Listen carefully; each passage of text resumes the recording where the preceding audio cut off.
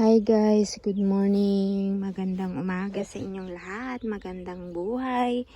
Tayo ay silipin natin ang aking garden guys. Ayan, ito na yung aking mga tanim. Ayan, ngayon lang natin ipapasilip sa inyo lahat ng aking mga tanim. Papakita ko naman sa inyo para malaman nyo kung malaki na ba sila. Kasi nung nag-vlog ako ay maliliit pa lang. So ayun, ito na yung mga garlic natin, 'di ba? Oh. Matatangkad na sila, ayan. At ito na yung ating mga parsley, malalaki na rin sila. Yan, ililipat natin yan sila pag naayos na namin sa labas. Yung mga ibang lettuce nilipat ko dito. At saka ito parsley pa rin yan, guys. Parsley. Ayan. And ito carrots yan guys, yan carrots din yan, carrots, ito carrots din yan, carrots yan, lettuce pa rin yan guys. Next next month pwede na namin i-harvest yung lettuce kasi mga 70 days lang to. So next month na siya, 70 days na itong lettuce namin. Yung iba ito, lalo na ito guys, yan, pwede nang i-harvest. Kita nyo ito oh.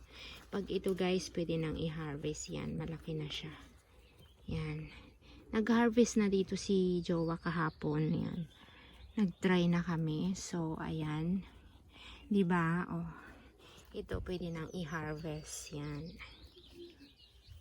Ayan. Pwede nang i-harvest yan guys next month. So, papalitan na namin yung tataniman ko ng tomato dyan pag harvest namin. So, ayan, yung mga pinatubo kong paprika. Yung paprika ang tawag nila dito guys, yung bell pepper. Ito galing lang guys sa mga binili naming bell peppers. Tapos, yung pinatubo ko, kinuha ko yung mga buto nila. At sa awa ng Diyos, tumubo naman sila guys. Ayan. Hindi na kami bumili ng seeds. Pero mayroon naman kaming seeds, yung binili ni Jowa. Pero sabi ko, itry ko nga yung kukuha lang ako ng doon sa mga binibili kong mga gulay. Tumubo naman siya. Yung mga tomato namin, kasi sa sobrang yung iba na yung dahon. So pinutol ko na lang siya para maging tutubo siya. Ayan. Ito yun rin yung aming tomato. Ayan, medyo ganito kasi medyo malamig pa siya dati. So nakaka-survive din naman sila. Ayan.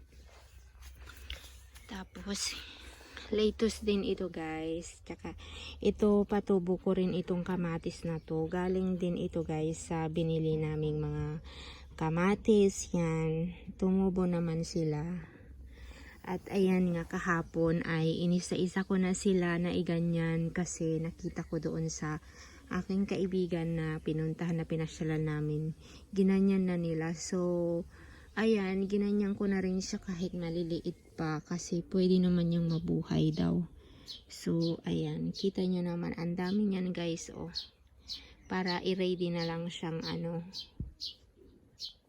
pag itanim na siya. So, ayun lang guys. Yan, na-share ko na yung sa inyo.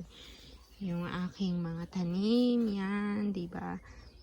Pag may itinanim, may aanihin. Ayan. Have a nice day. Happy weekend guys. Thank you for watching sa ating vlogs.